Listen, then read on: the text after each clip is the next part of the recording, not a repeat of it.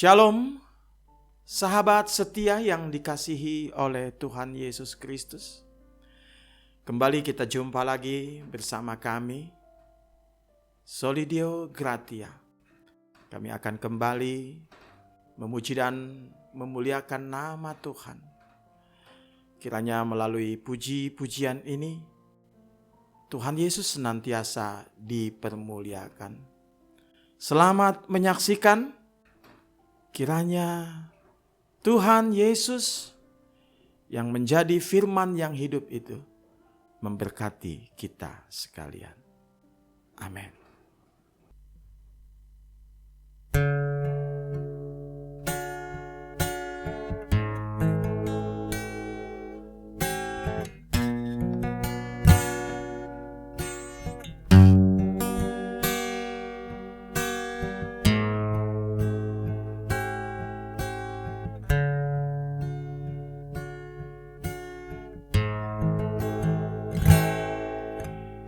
Firman-Mu Tuhan yang tak pernah berubah. Firman-Mu Tuhan di atas segala-galanya. Firman-Mu Tuhan yang telah mengubah hidupku.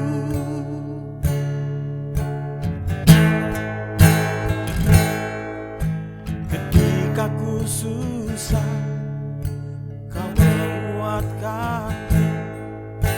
Ketika ku lemah, Kau menghiburku.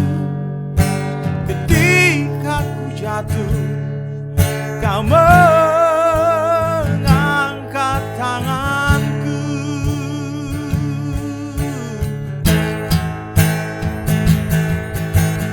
Firman-Mu Tuhan kan ku jadikan perisai dalam hidupku.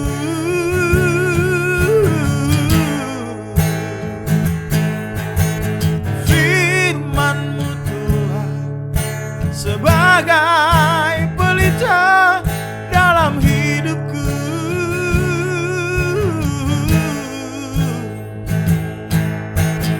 Firman-Mu ya dan amin. Firman kebenaran dan hidup.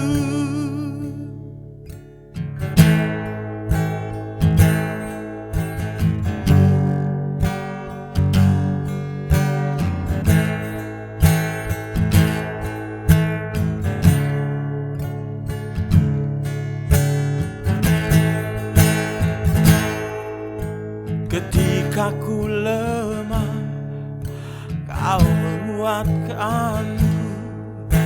Ketika ku susah, Kau menghiburku.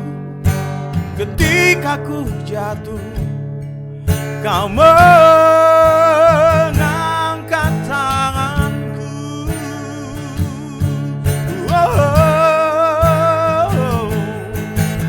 Firman-Mu Tuhan kan ku jadikan perisai dalam hidupku.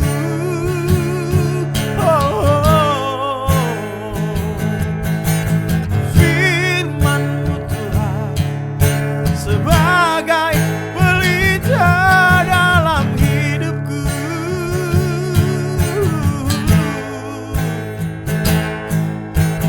Firman-Mu ya dan amin.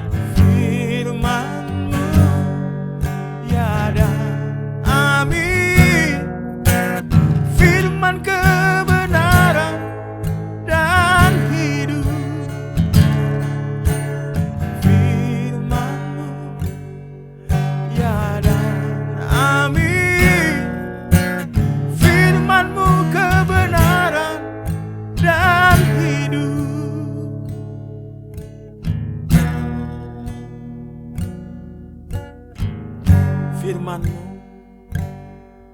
kebenaran dan hidup.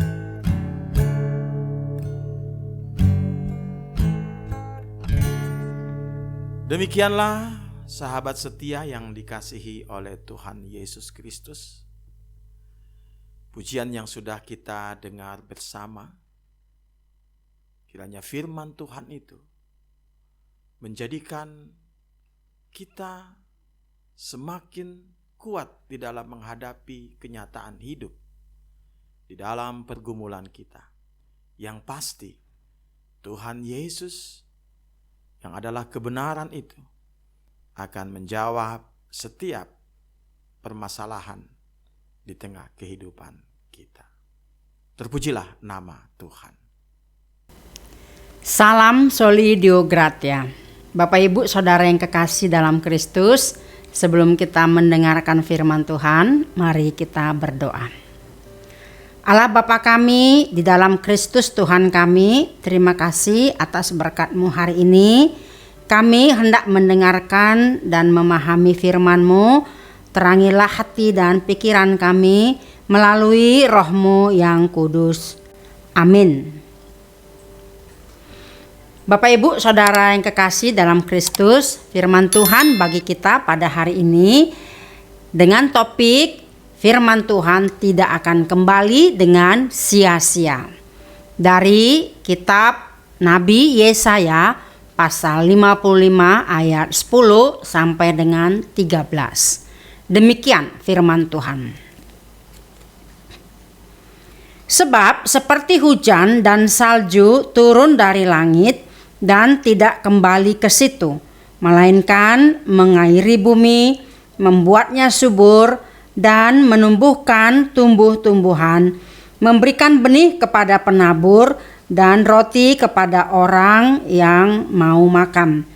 Demikianlah firman-Ku yang keluar dari mulut-Ku, ia tidak akan kembali kepadaku dengan sia-sia, tetapi ia akan melaksanakan apa yang Ku kehendaki dan akan berhasil dalam apa yang Kusuruhkan kepadanya.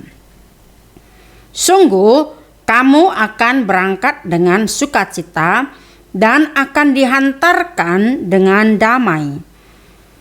Gunung-gunung serta bukit-bukit akan bergembira dan bersorak-sorai di depanmu, dan segala pohon-pohonan di padang akan bertepuk tangan. Sebagai ganti semak duri akan tumbuh pohon sanobar, dan sebagai ganti kecubung akan tumbuh pohon murat. Dan itu akan terjadi sebagai kemasyuran bagi Tuhan, sebagai tanda abadi yang tidak akan lenyap. Demikian firman Tuhan. Bapak Ibu Saudara yang kekasih dalam Kristus, satu kali seorang Bapak A bertanya kepada bapak-bapak yang lain yang duduk di sebuah warung gereja setelah usai ibadah. Katanya, walau saya telah bergereja hampir 35 tahun, rasanya saya belum mendapatkan apa-apa dari firman Tuhan yang telah disampaikan beberapa pendeta di gereja ini. Khotbahnya monoton, itu saja, dan paling banyak dari sejarah Israel. Lalu Bapak B merespons, katanya, "Oh, begitu ya Pak. Walau kita mendengarkan firman Tuhan setiap minggu, seolah-olah khotbah itu monoton. Tapi yang jelas pasti sedikit banyak khotbah-khotbah itu telah memberikan pertumbuhan bagi jiwa kita tanpa kita sadari. Karena firman Tuhan itu kan memberikan peringatan hukuman bagi kita, mengingatkan kita akan tindakan dosa. Firman itu kan bisa memberikan kekuatan bagi kita dan masih banyak lagi. Pak, itu sama dengan masakan istri kita di rumah. Yang dimasakkan itu saja. Hari ini ada ikan asin, besok mungkin ada saksang, besoknya lagi ada arsik, dan setelah kita makan, kita lupa rasa masakan itu semua. Dan masakan yang kita makan itu dan itu lagi justru telah memberikan pertumbuhan dan kesehatan bagi kita, bukan? Bapak, Ibu, Saudara yang kekasih dalam Kristus, demikian topik kita hari ini. Firman Tuhan tidak akan kembali dengan sia-sia. Seorang terkenal yang bernama John Wesley 1703 sampai 1791 suatu malam pulang ke rumah setelah kebaktian. Di jalan ia ditodong penodongnya mendapatkan isi tas John Wesley yang hanya berisi sedikit uang dan beberapa buku rohani. Ketika penjahat itu akan pergi, John Wesley menghentikannya, katanya, "Tunggu, saya punya sesuatu yang lebih baik untuk kamu." Dengan heran si penodong berhenti. "Kawanku," kata Wesley, "kamu akan menyesal dengan cara hidupmu. Ini, ingatlah, darah Yesus menyucikan kita dari segala dosa." Si penjahat pergi sementara John Wesley berdoa agar kata-katanya suatu ketika akan menghasilkan buah. Bertahun-tahun kemudian setelah kebaktian hari Minggu di gereja, Wesley menyalami jemaat. Kemudian ia didekati oleh seseorang asing yang baru pernah hadir di gerejanya. Ternyata tamu ini yang pernah menodong Wesley. Katanya, "Saya berhutang budi pada Bapak," kata pria yang telah bertobat dan sekarang jadi pengusaha. "Oh tidak, kawanku," kata Wesley, "bukan kepada saya, tetapi utang budimu adalah kepada Kristus yang telah membasuh kita dari segala dosa." Firman Tuhan yang telah ditabur adalah benih. Kita tidak tahu kapan itu berbuah. Namun Allah sendiri yang akan menumbuhkan firman itu dalam hati si penerima. Mungkin cepat, mungkin lama. Namun firman yang kita taburkan tidak pernah kembali dengan sia-sia. Tugas kita adalah menaburkan firman Tuhan sesering mungkin. Mungkin orang lain yang menyiraminya, mungkin orang lain yang merawatnya, bahkan orang lain yang menuainya. Semuanya mungkin terjadi. Namun di atas semuanya itu Allah lah yang menumbuhkannya. Karena itu kita bisa menginjili di mana saja dan kapan saja ada kesempatan. Apalagi saat ini dunia digital. Kita dapat menyampaikan di media sosial, TikTok, ataupun konten-konten YouTube. Soal apakah ia menerima berita yang kita sampaikan atau tidak, itu terserah Tuhan. Yang penting kita tidak malas bersaksi, baik melalui kata-kata dan perilaku kita. Itulah yang dilakukan jemaat gereja mula-mula sehingga jumlah mereka terus bertambah dan mereka disukai semua orang. Ya, mereka bersaksi dan Tuhan memberikan pertumbuhan. Bapak, Ibu, Saudara yang kekasih dalam Kristus, firman Allah itu ya dan amin. Dia tidak akan kembali dengan sia-sia. Firman-Nya itu adalah bagaikan seorang pesuruh yang tidak kembali sebelum melaksanakan pesannya. Walau pesuruh itu harus melewati berbagai ancaman, tantangan, dan masalah, namun jika pesan itu sudah sampai, maka tidak akan kembali dengan sia-sia. Karena apa? Karena firman itu adalah hidup yang memberi hidup kepada kehidupan manusia dan semua makhluk hidup.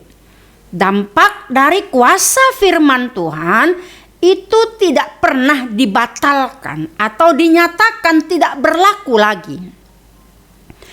Firman itu lebih memberikan dampak bagi manusia yang percaya untuk membangun kerohaniannya, memberikan kreativitas, memberikan hidup baru, menyalurkan kasih karunia, kuasa, dan penyataan yang dengannya orang percaya bertumbuh dalam iman dan berkomitmen pada Allah.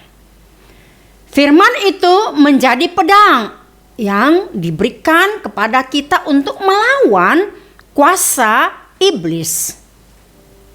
Ingat saat Yesus melawan si iblis yang mencobainya, demikian juga kepada diri kita. Firman tidak pernah salah, apalagi sia-sia. Firman itu memiliki kuasa untuk menghakimi kita. Orang yang memilih untuk mengabaikan firman Allah pada suatu hari akan mengalami firman itu menjatuhkan hukuman pada dirinya. Ya, firman Allah ini memberikan kekuatan dan semangat dan menyampaikan undangan keselamatan bagi bangsa Israel ketika mereka dalam pembuangan dan mempersiapkannya untuk kembali ke tanah air mereka. Allah sedang merencanakan umatnya pulang kembali ke tanah airnya setelah lama dalam penghukuman di Babel. Itulah rancangan dan jalan Allah bagi umatnya. Rancangan yang tidak sama dengan rancangan manusia biasa. Namun Allah menuntut respons segera yang benar dari umatnya terhadap undangan keselamatan yang sudah dirancangkan bagi mereka. Respons apa yang harus dilakukan oleh umat itu? Pertama, mereka harus mencari Allah dan meninggalkan dosa-dosanya, sehingga Allah memberikan pengampunan yang berlaku dan memulihkan kehidupan mereka. Ini cara Allah menyelamatkan umatnya sesuai dengan firman-Nya. Cara Allah ini tidak selalu dimengerti umatnya, tetapi pasti efektif karena firman-Nya tidak mungkin gagal. Bila umat Allah merespons dengan benar, mereka akan bersukacita serta menikmati kembali berkat-berkat Allah bersama dengan segenap alam, dan hidup mereka akan senantiasa memuliakan Allah. Bapak, Ibu, Saudara yang kekasih dalam Kristus, Allah berjanji akan menggenapi janji-janjinya kepada umat itu dengan memulihkan keadaan mereka. Sebagai ganti semak duri akan tumbuh pohon sanobar. Bapak, Ibu, Saudara yang kekasih dalam Kristus, kita tahu bahwa semak duri itu adalah gambaran dari yang tidak berguna. Tetapi gantinya akan tumbuh pohon sanobar. Pohon sanobar sejenis pohon pinus. Daunnya yang hijau dan kayunya baik untuk bangunan rumah alat musik, dan lain sebagainya. Jadi pohon sanobar ini melambangkan kesuburan. Kemudian ganti kecubung akan tumbuh pohon murad. Pohon murad, daunnya yang hijau dan bunganya yang putih, ini sangat harum dan berguna untuk obat-obatan dan juga kecantikan. Pohon murad ini melambangkan kemurahan ilahi.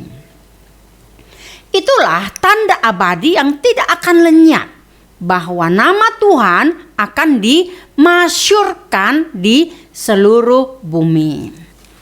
Bapak, Ibu, Saudara yang kekasih dalam Kristus, jadi Tuhan ingin agar bangsa Israel bagai pohon murad dan pohon sanobar yang harum, yang berguna bagi banyak orang.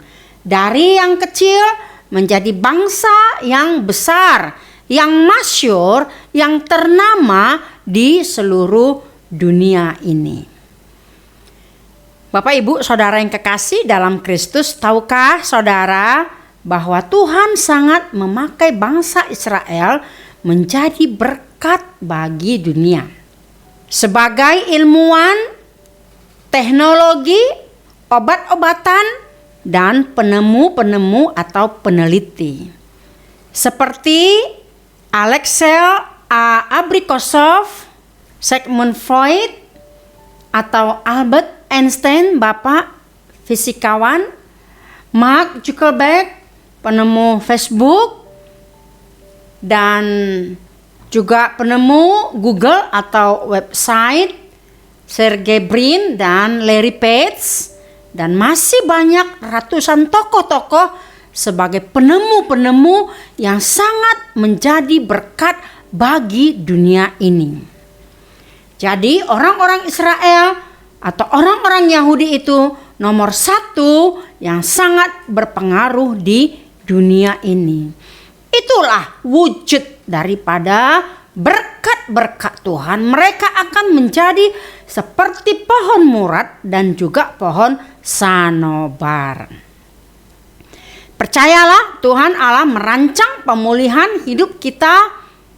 Jikalau kita mau diubahkan dan dipulihkan sama seperti bangsa Israel yang tidak berguna menjadi berguna, yang bau menjadi keharuman bagi orang lain. Bapak, Ibu, Saudara yang kekasih dalam Kristus, pastikan firman Tuhan itu ya dan amin. Oleh karena itu, begitu banyaknya manfaat firman Tuhan itu dalam kehidupan kita sehari-hari. Maka begitu baiknya kita membaca Alkitab secara teratur. Itu berarti memberikan makanan bergizi kepada jiwa kita secara teratur, sehingga kesehatan jiwa kita terjaga. Jiwa yang sehat akan membuat hati kita bebas dari rasa gelisah, dari rasa cemas ataupun stres. Firman Tuhan itu manis bagi jiwa kita, karena sejak semula Tuhan sudah merancang bahwa makanan utama bagi jiwa manusia adalah rangkaian menu yang ada dalam firman-Nya.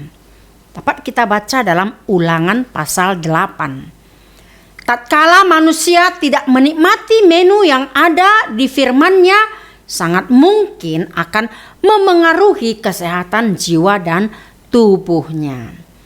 Membaca firman secara teratur adalah salah satu bentuk disiplin rohani yang akan membuat hidup kita bertumbuh, sebagaimana iman timbul dari pendengaran dan pendengaran oleh firman Kristus. Tatkala kita mendisiplinkan diri untuk membaca firman Tuhan secara teratur setiap hari, hati kita akan mengalami perubahan. Bapak, Ibu, Saudara yang kekasih dalam Kristus, mari berkomitmenlah mengadakan waktu secara teratur untuk memuji dan membaca firman-Nya. Hari-hari yang kita lalui akan menjadi berbeda jika kita mengawali hari itu bersama Tuhan. Usia Alkitab sudah mencapai ribuan tahun, ya. Selama ribuan tahun pasti terjadi pergeseran peradaban, pergeseran budaya, pergeseran tren, dan tentu saja pergeseran zaman. Biasanya ketika zaman berubah, maka panduan atau aturan mainnya juga berubah. Namun itu tidak berlaku pada Alkitab kita.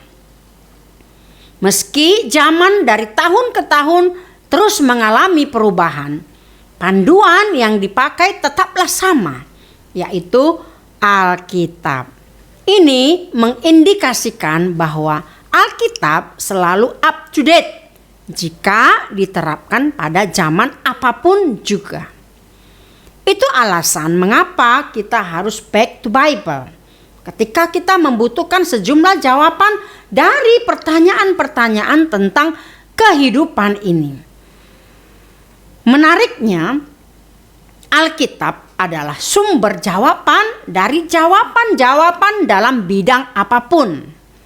Bukan rahasia lagi kalau teori ekonomi, teori keuangan, teori hukum dan politik, teori kesehatan, bahkan teori sains banyak yang terinspirasi dari Alkitab ini. Ini membuktikan bahwa Alkitab benar-benar firman Tuhan yang layak dipercayai dan dari zaman ke zaman. Sudah seharusnya kita menjadikan Alkitab sebagai ensiklopedia dan kamus terlengkap bagi hidup kita. Setiap kali kita berada di persimpangan jalan, sudah seharusnya kita back to Bible untuk mencari jawaban di sana. Setiap kali kita berada dalam pergumulan, temukan kekuatan yang baru di dalam Alkitab yang memberikan penghiburan, seperti kata Yesus, "Berbahagialah orang yang berduka cita, karena mereka akan dihibur." Matius 5 ayat 4. Setiap kali kita berada dalam situasi berat, pencobaan demi pencobaan, ketakutan, atau merasa putus asa, seperti yang disampaikan oleh Rasul Paulus, pencobaan-pencobaan yang kamu alami ialah pencobaan-pencobaan biasa yang tidak melebihi kekuatan manusia, sebab Allah setia, dan karena itu Ia tidak akan membiarkan kamu dicobai melampaui kekuatanmu. Pada waktu kamu dicobai, Ia akan memberikan kepadamu jalan keluar sehingga kamu dapat menanggungnya. 1 Korintus 10 ayat 13. Dan ribuan ayat firman Tuhan sebagai penuntun dalam hidup kita. Temukan itu di dalam Alkitab. Bahkan sudah seharusnya kita menjadikan Alkitab kita sebagai manual book, buku panduan dalam hidup kita sehari-hari. Pastikan kita menjalani hidup sepanjang hari dengan mengawali membaca Alkitab sebagai makanan rohani kita. Bapak, Ibu, Saudara yang kekasih dalam Kristus, bagaimana dengan hidup kita? Sudahkah kita menempatkan Alkitab di atas buku-buku petunjuk kehidupan lainnya? Apakah kita selalu mencari jawaban di dalam Alkitab untuk setiap permasalahan yang terjadi dalam hidup kita? Back to Bible. Temukan rahasia hidup sejati di dalam Alkitab setiap hari. Ingatlah bahwa firman Tuhan itu tidak akan pernah kembali dengan sia-sia. Amin. Demikian lagu, pujian, dan renungan firman Tuhan hari ini. Ayo kita menjadi keharuman dan berguna dan menjadi berkat bagi banyak orang. Seperti pohon murad dan sanobar. Kita bersatu dalam doa. Terima kasih firman-Mu, Allah Bapa kami di dalam Kristus, yang sudah menyapa kami pada hari ini, bahwa firman-Mu tidak akan kembali dengan sia-sia. Di sepanjang kehidupan kami puluhan tahun, kami telah mendengarkan firman-Mu. Biarlah itu baik bagi jiwa kami, menjadi pertumbuhan kesehatan di dalam kehidupan kami. Ya Tuhan, ampunilah kami dari segala kesalahan dan dosa kami ketika kami mengabaikan firman-Mu. Ajarlah kami untuk senantiasa kembali kepada firman-Mu, agar kami diberikan kekuatan dan juga hikmat menjalani hari-hari ke depan, karena ada banyak ancaman, tantangan, baik masalah. Kami yakin dan percaya Tuhan memberikan kemenangan bagi kami karena Engkau beserta dengan kami. Berkatilah pendengar pada hari ini dimanapun mereka berada. Berikanlah kesehatan, jauhkan dari virus COVID ataupun Omikron. Berikan mereka kesembuhan, panjang umur, apapun yang mereka cita-citakan, biarlah Tuhan mewujudkannya. Engkau yang menyediakan masa depan yang terbaik bagi kami. Rancangan Tuhan melebihi apapun dalam rancangan kami. Terima kasih ya Tuhan. Kami serahkan kehidupan kami hanya ke dalam tangan pengasihan-Mu. Dalam nama Yesus kami berdoa dan bersyukur. Anugerah dari Tuhan kita Yesus Kristus, kasih setia Allah Bapa dan persekutuan Roh Kudus menyertai saudara sekalian. Amin.